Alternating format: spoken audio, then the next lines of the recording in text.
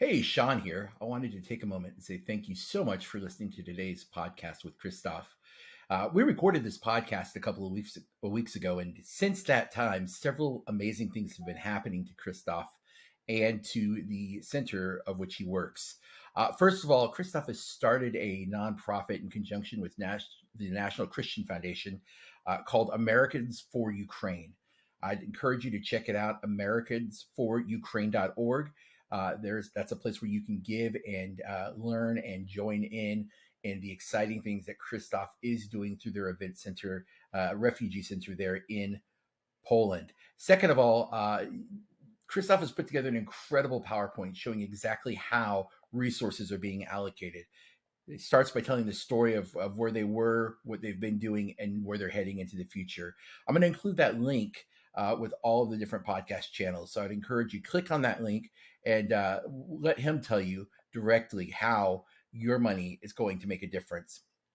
Finally, Krzysztof is actually in the United States for a couple of weeks here, and he is traveling around, sharing his story, sharing about the needs in Ukraine.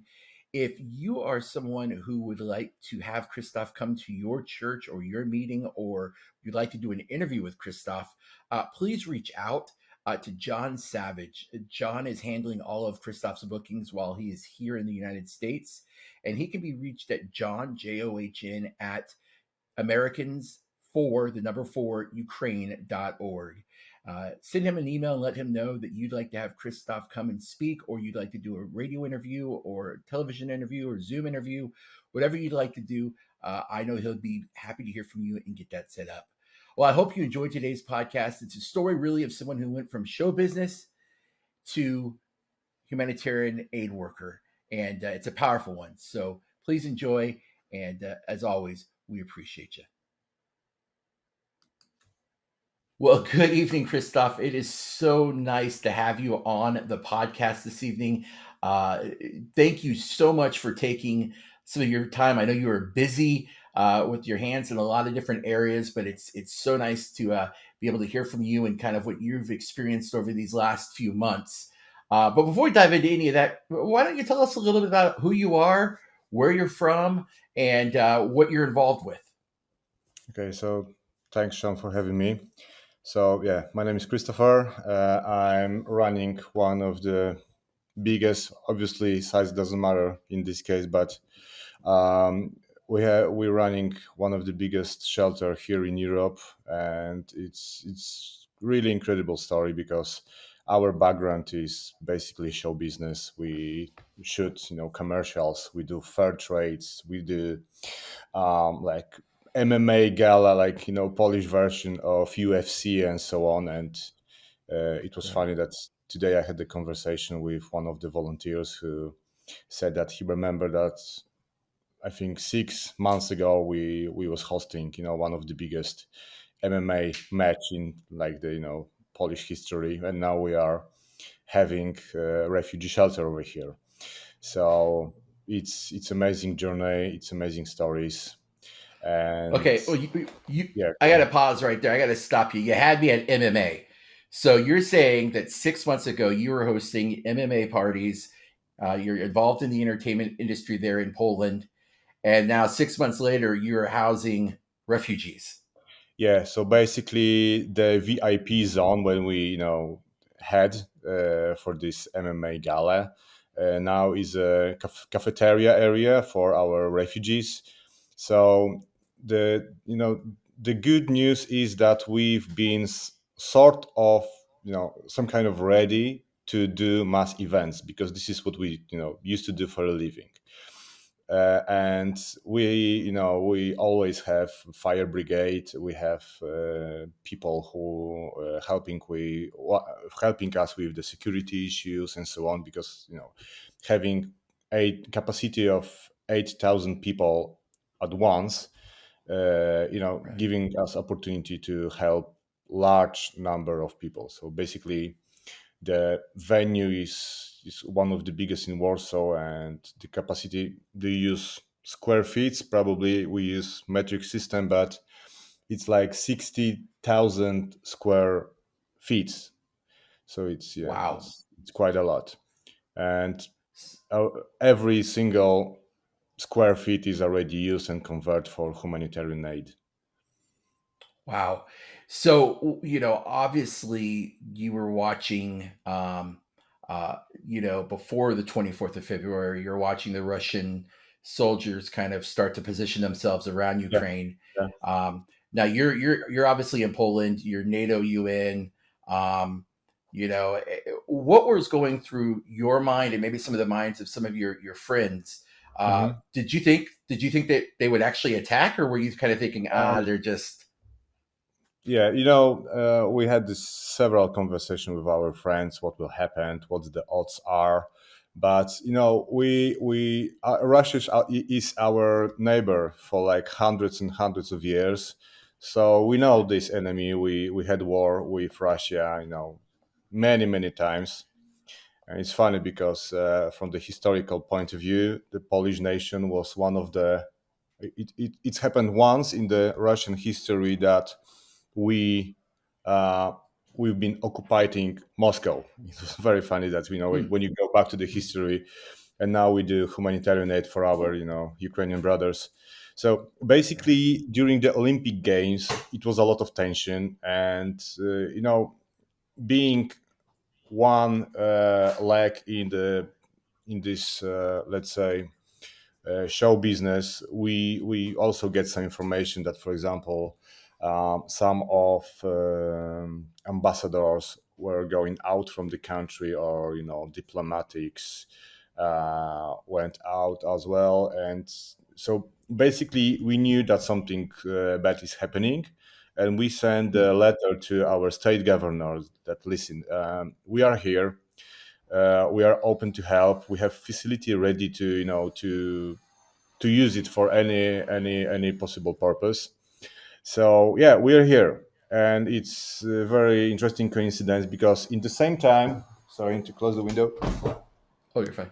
Yeah, so in the same time, I think we maybe one day or two later we get a letter from different department of the state governor that we've been selected anyway. So it's interesting story. So, and then we start the preparation basically, and after that, I think maybe a week later we get information that it's actually happening. Right. The could have became a it's happening. And so those first couple of weeks after the war began, how many refugees did you see come into your facility? Because I know that those first couple of weeks were pretty rough. You had a lot Oh of yeah. people trying to escape. They didn't know what was going to happen. How many did you see actually physically at your facility? Well, me and our team, we have seen over 52,000 people during this time. 52,000 Yeah, refugees. 52,000. Wow. So that's And like we provide bed and food for this number of people. We relocate over 37,000 people, trying to find some other life opportunities like in European Union and also outside of the Union states, Japan, Canada, right, you know, UK, because they are not part of EU anymore. So right, yeah, right. it was tough. It was really tough time, and I cannot even remind the first few weeks because we've been like overworked. We didn't sleep much, and everyone was like on speed. We had so much energy, and Right. I don't know how it's happened. We convert this facility. I cannot even remind when it just happened. Just happened And that yeah, quick. we get military guys coming with the folding beds and all the equipment we need. So on the first day, we knew that we will have around 100 guests, and slowly we will gradually progress, make this now number bigger because we also needed to learn, and you cannot Right. learn differently than by experience over here, because it's new field. We never face this kind of military conflict in modern Europe, so everything was new. Even if we get some data, it was from, I know, uh, Right. Gaza or Jordan, or different places, completely different reality. So on the first Right. day, instead of having 100 people, we get 800, and then it starts.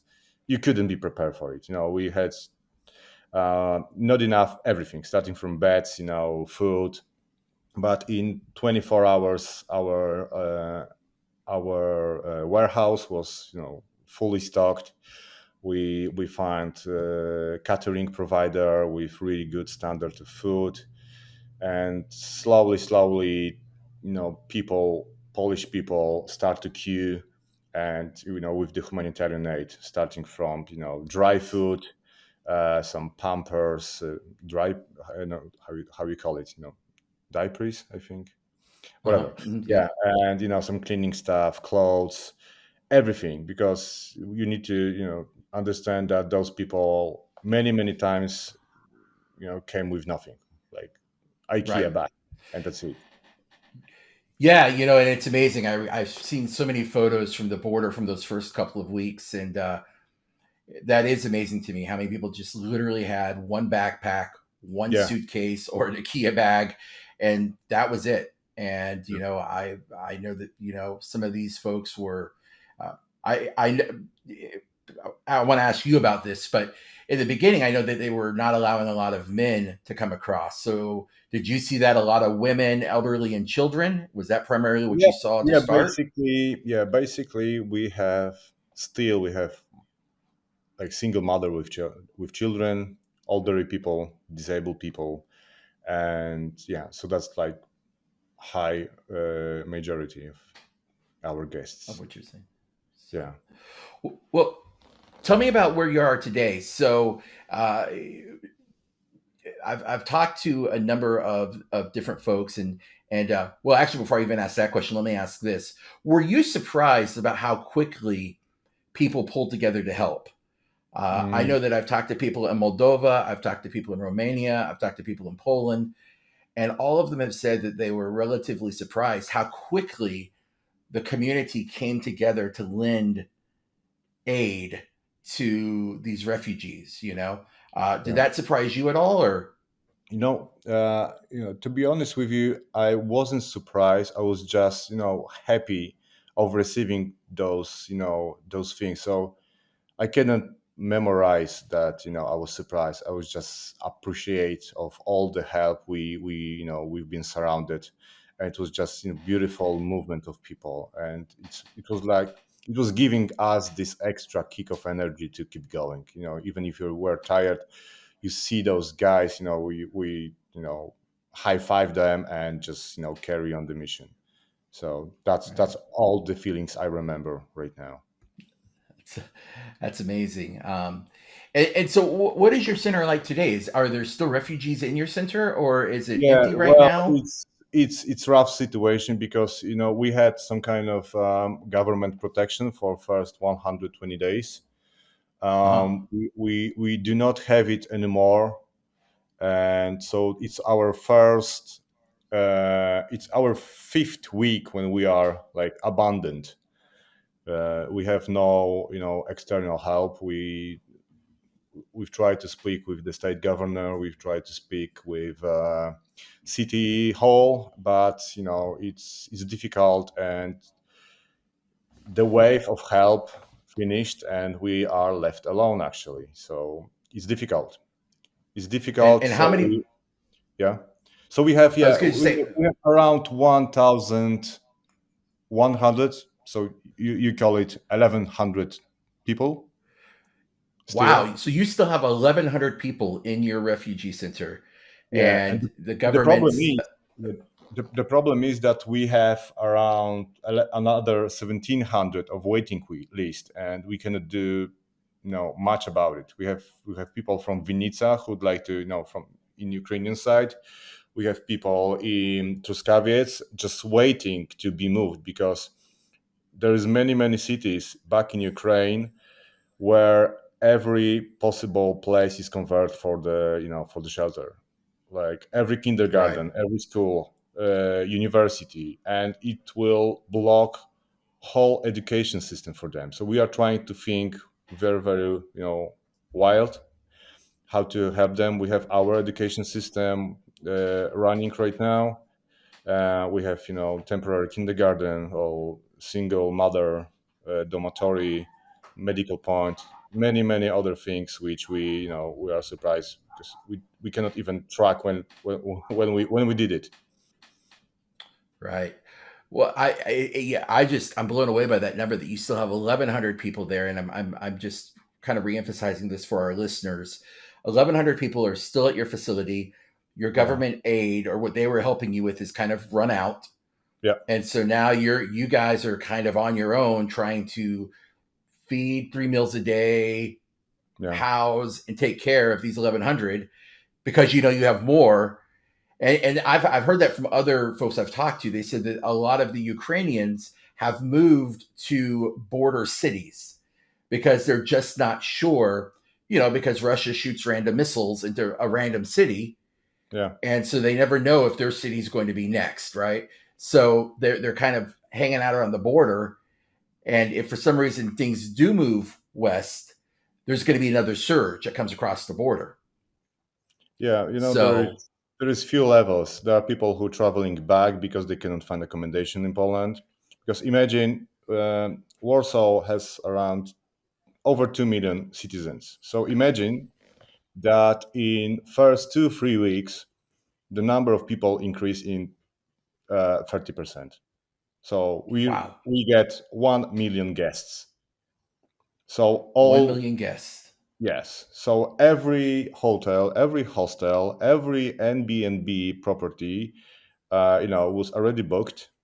The prices went up for 30-40% for accommodation, and it was just crazy. No one know what to do.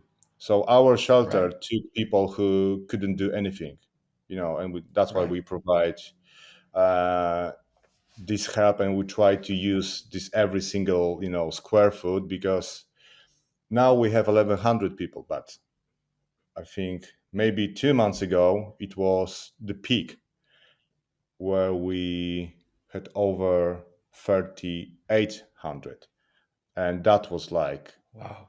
hell. Really, it was so tough. Oh, I'm sure. The level of the standard of privacy wasn't great enough, and we try to just divide these open spaces for smaller sectors, just to make it better, more comfortable. And then we start doing the refurbishment of our unfinished office building.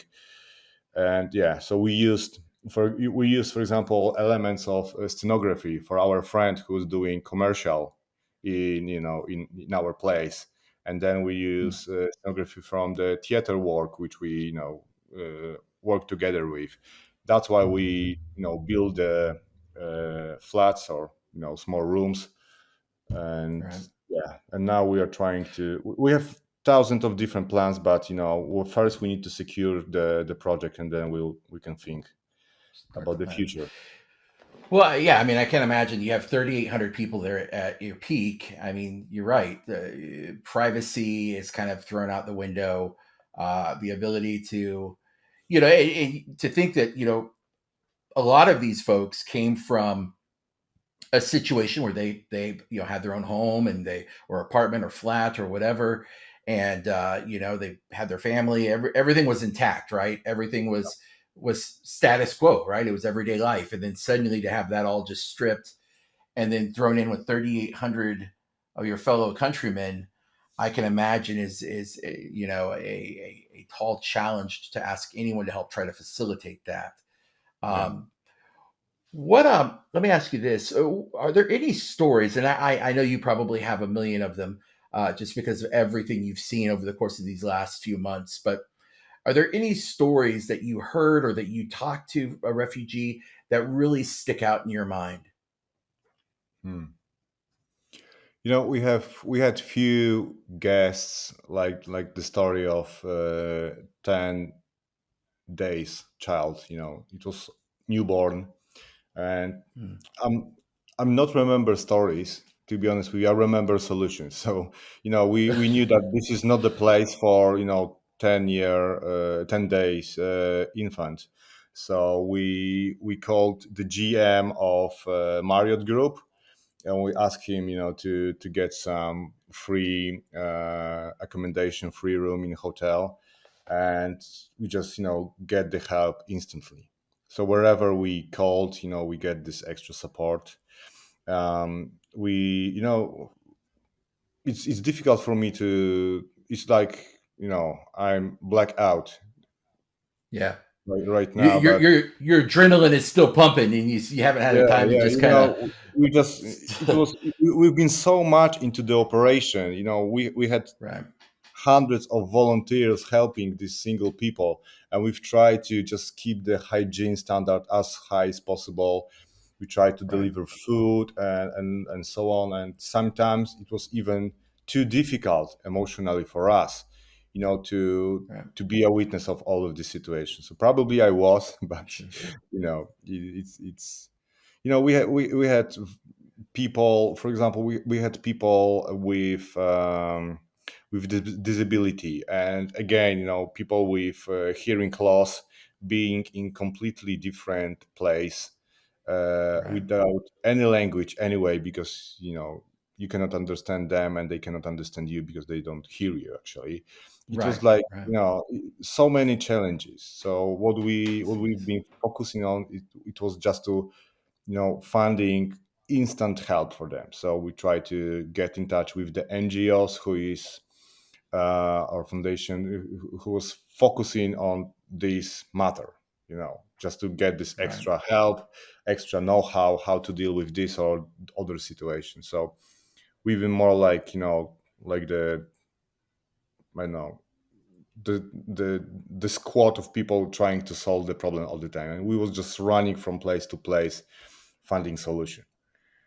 For the listeners out there, I want to point out something that Christoph just said, um, and I think there's a leadership lesson there. And I know, Christoph, from your background in events and dealing with large events, large scale events, and um, Yeah, you know we don't focus on the problem; we focus on the solution. yeah, And I think that's critical. I think if people can, that's really a leadership life principle right there. You can focus on the problem, but what what good? I mean, it's happening, right? So there's not a lot you can do about the problem, but what you can focus on is the solution to try to make sure everyone has as smooth of a journey, uh, or accommodating as a journey as humanly possible. So I like that. I'm gonna take that one and write that one down, because that's a good principle right there. yeah. Um, Yes, it probably reminds you a little of MMA fighting. If someone's getting whipped up in the ring, or the octagon, they may have a problem, but they can't think about the problem. They have to think about, how do I yeah, solve the problem? What's my solution here? Because if I yeah, don't solve the problem, I'm going to lose. So yeah, yeah, I for got to sure. think solution. Yeah, So, yeah. So I well, remember like this the stories when I just ask people, are you okay? Do you need medical assistant? How many children do you have? And are they okay? And then I was just moving forward, asking about the needs of these people. Yeah, because you need to remember that we it's even difficult to imagine. So think that you are on the night shift, maybe having 3 hours of sleep in last 3 days, wow, and you have this pressure that if you will be fast enough, you will reduce the queue, and people will not go, for example, to main railway station with the kids on the hand, and spending nights, I don't know, in how bad conditions. So it was a lot of pressure, and we are happy that we just deal with it, and we didn't send anyone to other places. We just keep finding solutions. How where we can put beds, how we can still have this how it's called, fire exit. How to prepare right, the the place, how to make evacuation just in case. And then we have a lot of problems which you didn't even be aware about, human trafficking, about the mental health, how to support those people. Every person was different, different story, and different, different needs. So Did first you need I'm to gonna name ask? the needs, and then you need to, find opportunity to help them. So it was very, very intensive. Did you see a big problem with human trafficking when the war first broke out? Was that a big concern? It was Okay. definitely. We've been surrounded by different, shady guys telling stories. Who are they? What kind of NGO they represent? Because it was it was chaos on the both sides. The people. Ukraine was under the attack. That's one Right. thing. Crazy situation in modern society, and then you have this very emotional wave of people asking you how they can help you. So I was receiving like 400 calls a day. For example, I know guys from Belgium or France telling, okay, we are on the way. We have like another 30 minutes. We are coming by bus. We have humanitarian aid for you. And we can take another 45 people back to home. And we said, great, but guys, I cannot send those people. I need to verify you. I need to know who you are. I need to, Right. make some check-ins with, border patrol. It doesn't work like this. So it was many buses going empty, to the place, and they was, surprised that they want to help, but they absolutely didn't know, how to do it. So then we try So that to organize some kind of procedure, just to right. just to uh, take this opportunity of relocate people. And but even having that, we would like to know where they're going, what's the life condition over there, what do you offer, is it job, is it just accommodation for another 10 days, or 2 months. We need the data. Right. So if we need the data, then we need the system. We need to put it on the offer, so that then we start to do like our own platform of communication together with Hmm. Microsoft and so on. So I can, we can talk about it like hours. Yeah. Yeah, Well, again, it's just one of those things you don't think about. I mean, you're dealing with trying to take care of the humanitarian aid. You're trying to take care of medical situations. You're trying to take care of just trying to help people grieve and then you now have to try to figure out a system to make sure that people aren't getting put into human trafficking or aren't being put in situations that they shouldn't be in. So it's just amazing all of the things that have to be going through your mind. It's not just as easy as flipping on the light and opening a door and saying all are welcome. There's a yeah. lot to be thought about in that. So, well, let me ask you this as we kind of try to land the plane here on the interview. Uh, how could people help you today? If I've got a listener on here who says, "Man, I want to get involved with Yeah. Krzysztof, and I want to get involved in this mission," what is the best way for them to get involved with you? Okay, so it's obviously many, many ways, starting from regular donation, and I will send you the link to our, foundation, Poland for You Okay. Foundation. But the biggest problem right now is that we have no funds at all, and we need to prepare for the winter time, because we have some projections. We are also having like small think tank over here in our office, and Hmm. we know that we will receive few more big waves. First one, we call it winter season wave or heating season wave, because imagine people without having a window, gas Right. or electricity, they will definitely, come to Poland for the winter time. For like it's, in Russia and Ukraine, you have very, very strong winter. Right. And yeah, you need to be aware that we will receive another 750,000 people in next Wow. 4 months. So yeah, so it will be like the winter season wave. Then when there is a winter, the ground is frozen. and the tanks will go faster. They can the logistics of heavy equipment is easier.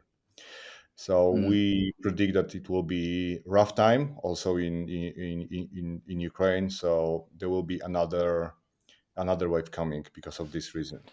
Then it's fifth day or fourth day when Donetsk area is evacuated, and people are forced. It's just it's mandatory. You cannot be here.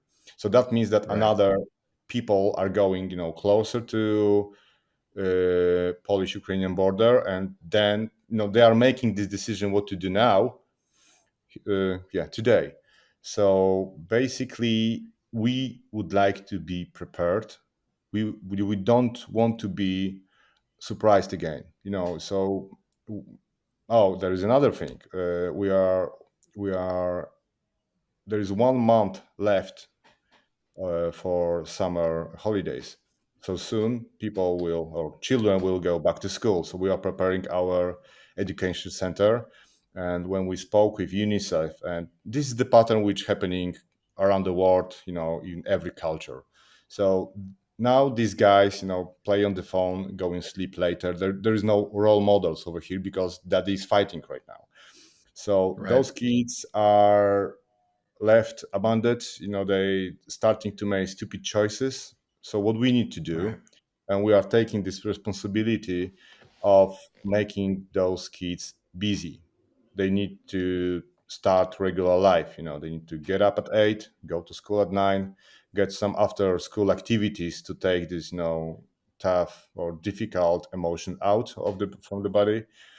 So they need to have access to sport, they need to have access to music, art, fine art, and this is what we want to provide. We are doing it in very small scale, but I think in next 2 weeks, and I cannot tell you how it's happened, but we build the school over here, so we are ready. Wow. Yeah. We also find, and I forgot to mention, we found over 4,000 job vacancies around the Europe. So there's so many things, going on, different projects. So the help is needed just to buy enough heating oil for the winter, because now the price is great, and soon it will be much more expensive. We need to buy dry food. We need to just be prepared from every possible level. So talking about numbers, we need at least 500, $700,000 per month to help 2,300 people a month. So it's huge cost, and Sure. we run out of the money, and we just need to find a solution. So my next task is to go to States, and I'm going there on 15th, and I will have some kind of tour going, from my friends to other friends, set up the meetings, and talk how we can, help each other. So basically, if you are a doctor, Well, you can join International Medical Relief, for example. There are doctors who are helping us, and okay. it's funny because we are very very American dominated facility right now, because food is covered by World Central Kitchen. We have IMR, like American doctors, voluntary coming to our shelter. We have Big Human Kindness. This is a Texas-based organization helping us Hmm. with accommodation. And then we have few church organization like East West helping us, in many levels.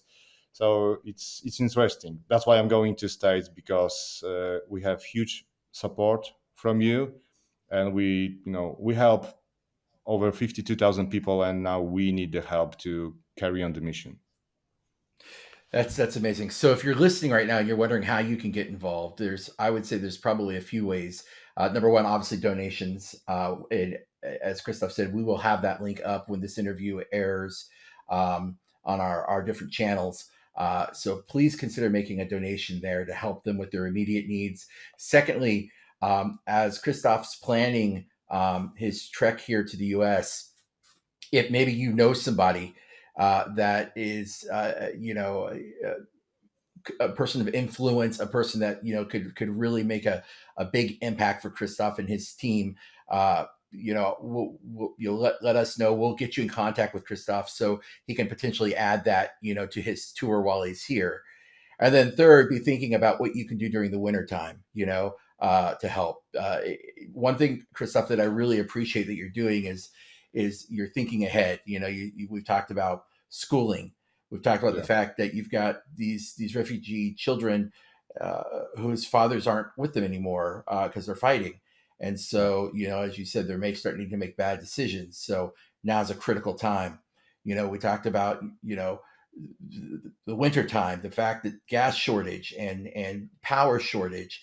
So really thinking ahead is critical, and asking, okay, what we're dealing with is what we're dealing with. But what's it going to look like, in 3 months from now, 6 months from now? Are you coming to Dallas when you come to the States? Probably I will be in Dallas actually. Yeah, I'm starting from LA. Then I'm Wonderful. going to Silicon Okay. Valley because I have some friends there who open door to for the board meetings. Then I'm Okay. going to Seattle, which is high tech city. Then I'm going to Yep. Texas, and I will be in Dallas, Houston, and Austin probably. Perfect. Okay. Then I'm moving to DC to meet our ambassador and talk, how we can work together and how to communicate and spread the message that we are in need. And then New York City and some other, New York City and Hampton. Yeah. Okay. Well, let us think. We'll be thinking about, for listeners, you just kind of heard generally where he's heading. So be thinking about. I know I'm going to be thinking about when he's here in Dallas. If there's someone I can introduce him to. Interesting enough, Krzysztof, you said East West Ministries. East West Ministries is in offices directly above Jen right now. They're in the same Okay. building. Okay. That's So they're upstairs in her building. So yeah. uh, Great guys, really. those meetings are, yeah, they really are, and those meetings are easy to set up, they're easy to have, and you just never know, right? You just never Yeah. know who it knows someone who could write that, $1 million or whatever is needed check. Um, so well, Christoph, I really really appreciate your time. Is there anything else that you wanted to add? Um, I will have just one manifest that if you want anyone who care of things which we care, please just spread the news because we would I don't imagine telling these people that sorry, it's end of our service, you need to move out. So Right. we don't even think to go back to show business knowing that the war is still running and those people are in need. So basically we want to carry Precisely. on. We get beautiful feedbacks starting from UN Nation and UNICEF. All of these guys say that this is one of the best facility which they see in the career, which is absolutely great compliment. But we still Right. need to think how to survive, and this is my main focus right now: how to secure this place. That's why I'm going to States. That's why I'm highly motivated, to close the deals and explain how it's important to keep this place open. Well, Christoph, I hear that Dana White guy and that Joe Rogan guy have some deep pockets, so maybe you can dive in with them and meet with them.